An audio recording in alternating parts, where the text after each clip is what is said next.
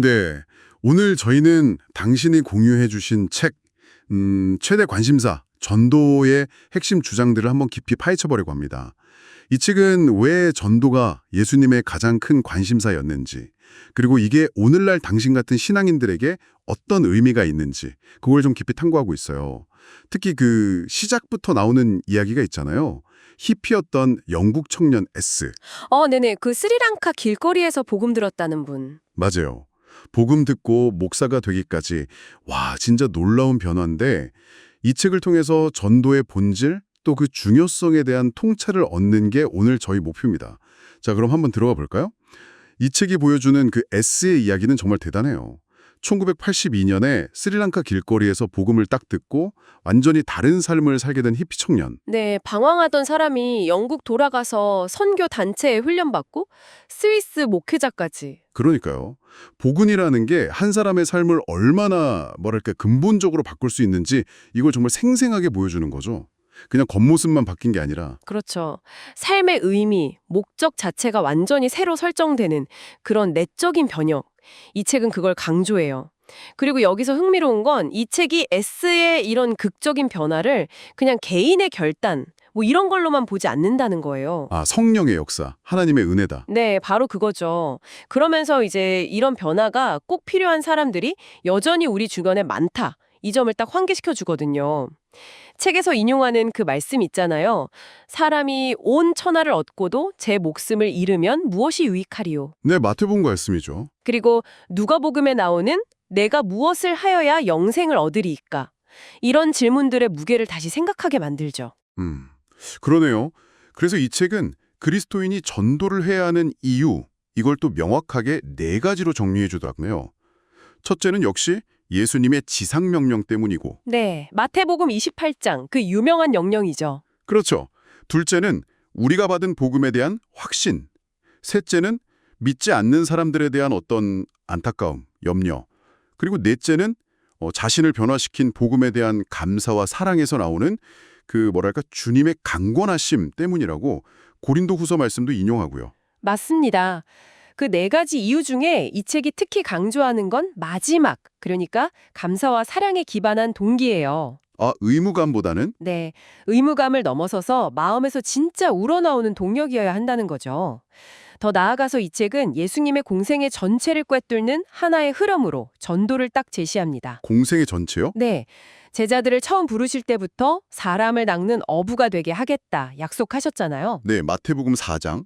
그리고 12제자를 세우신 목적쯤에도 보내사 전도도 하며 이게 들어있고 마가복음에요. 아, 맞네요. 그리고 승천 직전 마지막 명령, 그 지상 명령까지 전부 다 전도를 향하고 있다는 분석이에요. 그러니까 이 관점에서 보면 제자 훈련 자체가 사실상 전도를 위한 훈련이었다. 뭐 이렇게 해석할 수도 있는 거죠. 와, 듣고 보니까 정말 그러네요. 일관성이 딱 보이는데요. 근데 이 책에서 진짜 흥미롭게 파고드는 지점은 제가 볼 땐 예수님 부활 이후의 행정인 것 같아요. 아, 그 40일간의 가르침. 네. 사도행전에 보면 예수님이 부활하시고 40일 동안 하나님 나라에 대해 가르치셨다고 분명히 나오는데, 네, 행전 1장 3절. 근데 이상하게 복음서 저자들은 그 구체적인 내용을 거의 안 남겼다는 거죠. 약속이나 한 것처럼 모든 민족에게 복음을 전파하라.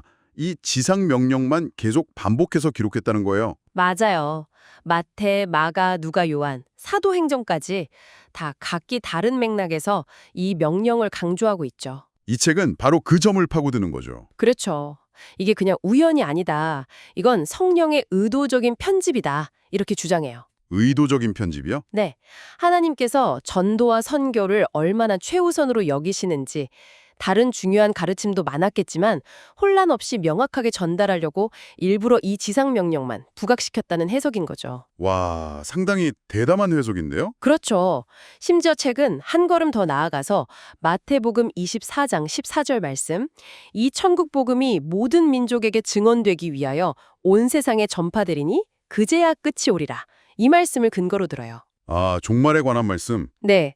그래서 전도가 단순히 영혼 구원 문제를 넘어서 예수님의 재림 시기와도 직접적으로 연결된다. 이렇게 설명하는 겁니다. 이야, 정리해보면 이 책 최대 관심사, 전도, 전도가 그냥 뭐 해도 되고 안 해도 되는 그런 활동이 아니라는 거네요. 그렇죠. 선택사항이 아니라. 예수님의 가장 중요한 관심사였고 또 제자된 삶의 본질이고 더 나아가서 하나님 나라 확장과 그분의 다시 오심, 재림과도 직결된 핵심 사명이다. 이걸 아주 강력하게 이야기하고 있는 거군요. 네, 맞습니다.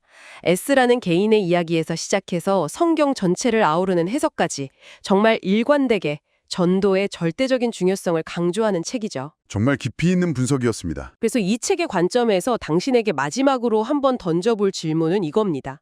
만약에요, 이 책의 주장처럼 복음 전파가 마지막 때, 그러니까 예수님의 재림 시기와 정말로 연결되어 있다면 마태복음 24장 14절 말씀처럼요. 그렇다면 전도에 참여한다는 행위는 단순히 개인적인 신앙 실천을 넘어서는 의미를 가질 수도 있다는 거죠. 어쩌면 인류 역사를 향한 하나님의 거대한 계획에 동참하는 일이 될 수도 있다는 건데요.